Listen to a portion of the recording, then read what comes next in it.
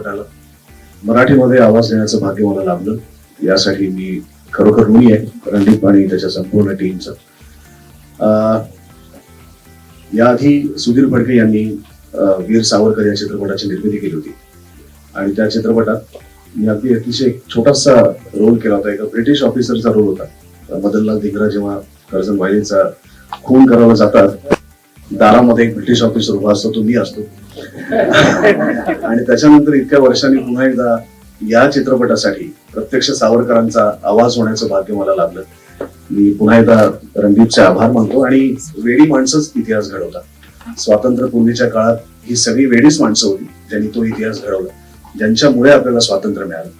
कदाचित या पूर्ण स्वातंत्र्य लढ्यातलं स्वातंत्र्यवीर सावरकर हे एकमेव व्यक्तिमत्व असं आहे की ज्यांना कायम, आणि फक्त त्यांना नाही तर त्यांच्या कुटुंबियांनाही प्रचंड प्रमाणात उपेक्षा आणि अवहेलना भोगावी लागली. जन्मदात ते जिवंत असताना तर भोगावी लागलीच, पण गेल्यानंतर इतक्या वर्षांनी त्यांना भोगावी लागते. हे खरं तर भारतात राहणाऱ्या आपल्या सर्व नागरिकांचं दुर्दैव आहे की इतक्या मोठ्या भारताच्या सुपुत्राला आपण समजून घेऊ शकलो नाही. आणि त्याच्यासाठी हरियाणातला एक वेडा माणूस येतो आणि तो पुन्हा एकदा स्वातंत्र्यवीर सावरकरांना आजच्या पिढीपर्यंत पोहोचवण्याचा प्रयत्न करतो. मला असं वाटतं की माझ्या आणि माझ्या नंतरच्या सगळ्या जनरेशनचं भाग्य आहे. रणदीप, पुन्हा एकदा इतका सुंदर चित्रपट बनवलास त्याबद्दल आमच्या सर्व महाराष्ट्रीयन मराठी माणसांकडे तुझं मनापासून आभार. जय हिंद.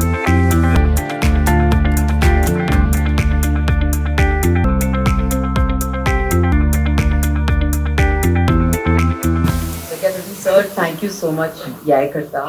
आणि तुम्ही सगळ्यांना पण थँक्यू, तुम्ही लोक आला. ही फिल्म ऍक्च्युली खूप खास आहे माझ्याकरता, कारण ही माझी पहिली अशी फिल्म आहे ज्याच्यात मी एक खूप मुख्य किरदार निभवती आणि ज्याच्यात यमुनाबाईचा किरदार माझा आणि त्यांची बायको दाखवली वीर सावरकरांची.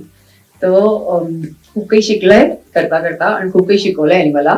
So thank you Randeep for the lovely film. I think हे जेव्हा तुम्ही बघाल तेव्हा तुम्हाला माहित पडेल की खरंच किती सुंदर फिल्म बनली है. आणि ही फिल्म एक्चुअली सगळ्यांना बघायला पाहिजे.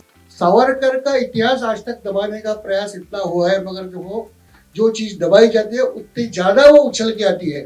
और आज इतिहास में सावरकर जानने का अवसर नए पीढ़ी को इस चित्रपट द्वारा जितना मिला है उतना आज तक नहीं मिला था.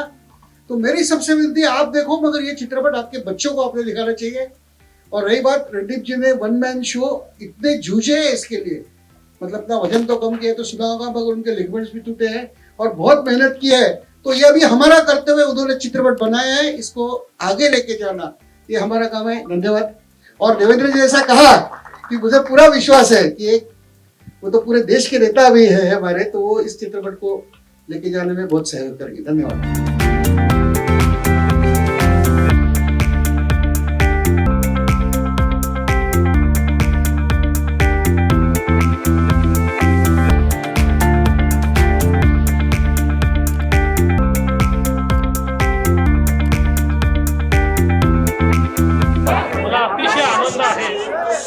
मी खरं म्हणजे रणदीप हुडाजींचं मनापासून अभिनंदन करेन की त्यांनी सावरकरांवर, स्वातंत्र्यवीर सावरकरांवर सत्य सांगणारा सिनेमा समोर आणला.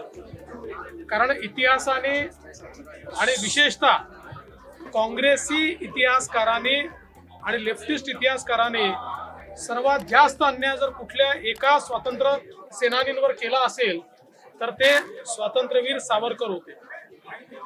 आणि त्यांची जी खरी कहाणी आहे, त्यांचं जे खरं कॉन्ट्रीब्युशन आहे या सिनेमाच्या माध्यमातून रणदीप हुडाजींनी ते आपल्यापर्यंत आणलेलं आहे. आणि मला आज याचा अधिक आनंद आहे की हिंदीमध्ये रिलीज झाल्यानंतर लोकांना तो आवडत असताना त्यांनी मराठीमध्ये देखील तो आणला. मराठी माणसाकरता स्वातंत्र्यवीर सावरकर एक असं स्वप्न आहे की जे प्रत्येक मराठी माणूस पाहतोच. आणि हा सिनेमा मराठीमध्ये रिलीज होत असताना त्या ठिकाणी उपस्थित राहण्याला मिळाली याचा मला मनापासून आनंद आहे. आणि मी सर्वांना अपील करणार आहे की हिंदीमध्ये बघा, मराठीमध्ये बघा, पण प्रत्येकाने खरा इतिहास जर देशाचा जाणून घ्यायचा असेल आपले खरे हिरोज कोण आहेत हे जर जाणून घ्यायचं असेल तर हा सिनेमा बघितलाच पाहिजे असं माझं सगळ्यांना आव्हान आहे.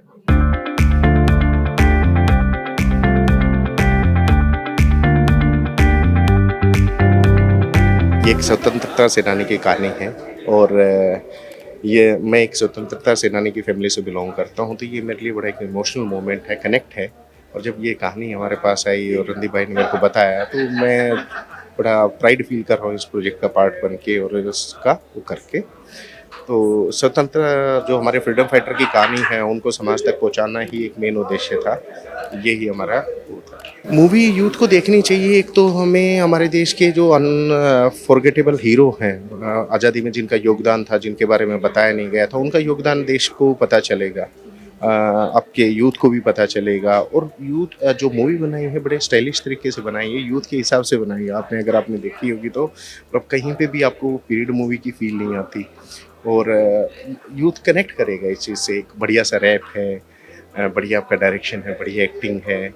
और एक देखिए जो हम आज़ादी जो हमें मिली है उन हीरोज़ को कभी नहीं भूलना चाहिए. एक्चुअली जस्ट उनके बारे में जानना has been a learning discovery और बहुत ही रिस्पेक्ट फील होती है स्पेशली उनके लिए.